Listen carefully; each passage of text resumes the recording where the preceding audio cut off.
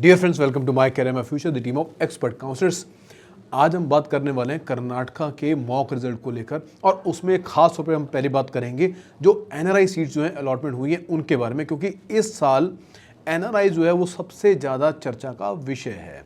अगर आप देखेंगे कि कर्नाटका के अंदर 34 प्राइवेट मेडिकल कॉलेजेस हैं, और जहाँ पर अगर हम सीट्स की बात करें तो टोटल सीट्स जो है अप्रॉक्सीमेटली ये 836 सीट्स हैं एनआरआई कोटा के अंदर।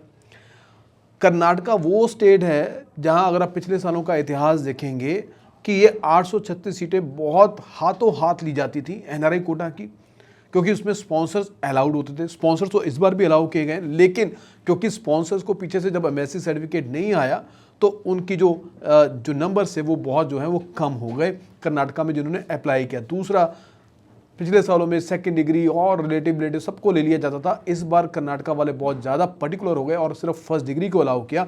इसकी वजह से भी बहुत ड्रास्टिक इम्पैक्ट उस पर आएंगे और आए हैं। सो उसी पर हम बात करने वाले हैं, फिगर्स के साथ बात करेंगे based on yesterday's provisional result. देखिए, टोटल जो 34 मेडिकल इंस्टीट्यूशंस थे उसमें से 11 प्राइवेट मेडिकल इंस्टीट्यूशंस ऐसे हैं जिनमें एक भी एनआरआई ने सीट नहीं ली। जी हाँ, सारी की सारी वो सीट्स खाली पड़ी हैं। उसके बाद 20 कॉलेजेस ऐसे हैं जहां पर इक्का दुक्का 1-2 करते करते 1 से 7 तक स्टूडेंट्स ने वहां पर एडमिशन लिया। 20 मेडिकल कॉलेजेस, ठीक है।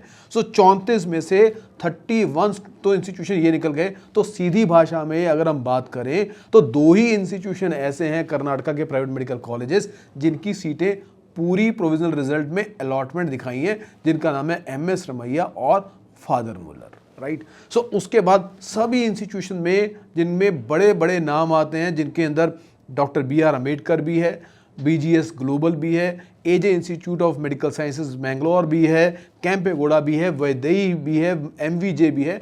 ऐसे तमाम इंस्टीट्यूशन की भर भर के सीटें खाली पड़ी हैं इस साल एनआरआई कोटा की। अब दूसरी इंपॉर्टेंस का पहलू देखते हैं। ये तो सीटें खाली पड़ी हैं। एक कुछ टाइम पहले जब अपना जो जी न्यूज़ का इंटरव्यू था मैंने उसमें बताया था कि सीटें भी खाली रहेंगी और कट ऑफ भी नीचे जाएगी स्पॉन्सर्स के हटने के बाद। आइए अब बात करते हैं जो दूसरा वाला पहलू है, कट ऑफ को देखते हैं। देखिए, अगर हम बात करें जो प्रोमिनेंट मेडिकल कॉलेज है एमएस रमैया की, पिछले साल की बात करें, सो पिछले साल एमएस रमैया में पहले राउंड में जो कट ऑफ गई थी, जो रैंक गया था, वो गया था 5,29,913। इस बार आपको ताज्जुब होगा जानकर कि 10,25,000 के ऊपर जो है वो क्लोज हुआ है MS Ramaiah, almost eight double. तो आप इमेजिन कर सकते हैं, जहां पर वो पिछली बार 450 या 400 के आसपास था, तो इस बार 150-160 के स्कोर वाले बच्चे को भी एमएस रमैया मिला है। सो ये है एनआरआई स्पॉन्सर्स के हटने के बाद का कट ऑफ पे इंपैक्ट, जो बहुत क्लियरली विजिबल है आपका यहाँ पर, ठीक है।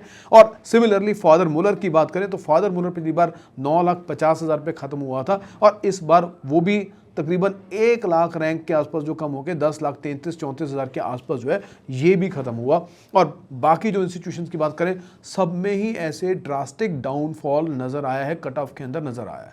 देखिए, जो मैंने पहले भी बोला था, एनआरआईज को मैसेज दिया था, मैं बार बार उस जी न्यूज़ के मीडिया का जो वीडियो था उसको हवाला देते हुए कह रहा हूँ। तब भी मैंने कहा था कि इस बार जो जेन्युइन एनआरआईज हैं, मतलब जो बच्चे एनआरआईज हैं या जिनके पेरेंट्स एनआरआई थे, जो इस बार काउंसिलिंग में पार्टिसिपेट कर रहे हैं, उनके हाथों में लड्डू है। आप हर स्टेट के जो टॉप प्राइवेट मेडिकल कॉलेजेस या टॉप जो हैं वो गवर्नमेंट मेडिकल कॉलेज जो हैं, अपने कम स्कोर पर भी आप उठा सकते हैं, वो आपको अलॉट हो सकते हैं, राइट। सो बहुत सोच समझ के आपको काउंसलिंग में पार्टिसिपेट करना है, कहाँ पर क्या क्या ट्रेंड रह सकते हैं और किन स्टेज में आपको जाना चाहिए, कौन कौन से टॉप इंस्टीट्यूशंस आपके लिए फ़ायदेमंद होंगे।